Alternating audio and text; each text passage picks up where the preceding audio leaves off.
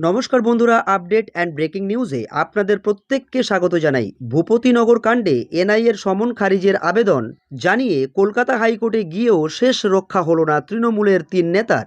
এবার গ্রেপ্তার শুধু সময়ের অপেক্ষা। ভাইপোদের বাঁচাতে পারল না কেউই। তাদের মধ্যে রয়েছে মানব পড়ুয়া নামে এক তৃণমূলের হেভিওয়েট নেতা, যার বিরুদ্ধে এনআইএ সরাসরি অভিযোগ করেছেন।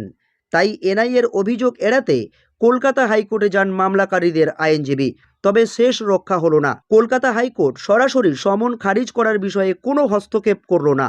অর্থাৎ এনআইএর সমন খারিজ করার বিষয়ে কোনো রকম হস্তক্ষেপ করল না কলকাতা হাইকোর্ট। ফলে এনআইএর সমন জারি থাকলো কলকাতা হাইকোর্টের বিচারপতি তীর্থঙ্কর ঘোষের বেঞ্চে চলছে এনআইএ মামলার শুনানি। আগামী 17ই এপ্রিল হবে এই মামলার পরবর্তী শুনানি। 2022 সালে 2রা ডিসেম্বর পূর্ব মেদিনীপুরের কাঁথি মহকুমার ভগবানপুর 2 ব্লকের ভূপতিনগর থানার অর্জুননগর গ্রাম পঞ্চায়েতে নয়নাভিলা গ্রামে রাত 11টার সময় ভয়াবহ বিস্ফোরণ ঘটে। সেই বিস্ফোরণ কাণ্ডে তৃণমূলের বুথ সভাপতি রাজকুমার মান্না এবং তার ভাই দেবকুমার মান্না এবং বিশ্বজিৎ গায়েন নামে 3 তৃণমূল ব্যক্তির মৃত্যু হয়। সেই ঘটনায় স্বতঃপ্রণোদিতভাবে মামলা রুজু করে পুলিশ।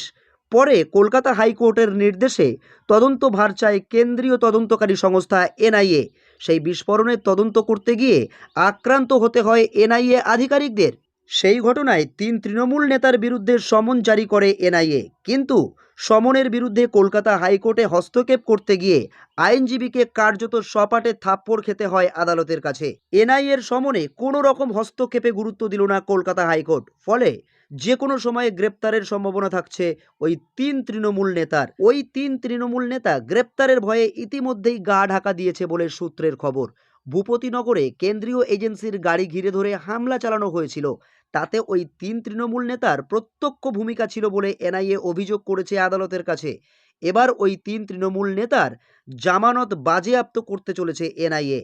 এমনই গুরুত্বপূর্ণ খবর প্রতিনিয়ত দেখার জন্য আপনারা আপডেট অ্যান্ড ব্রেকিং নিউজ চ্যানেলকে অবশ্যই করে সাবস্ক্রাইব করে সাথে থাকুন। ধন্যবাদ।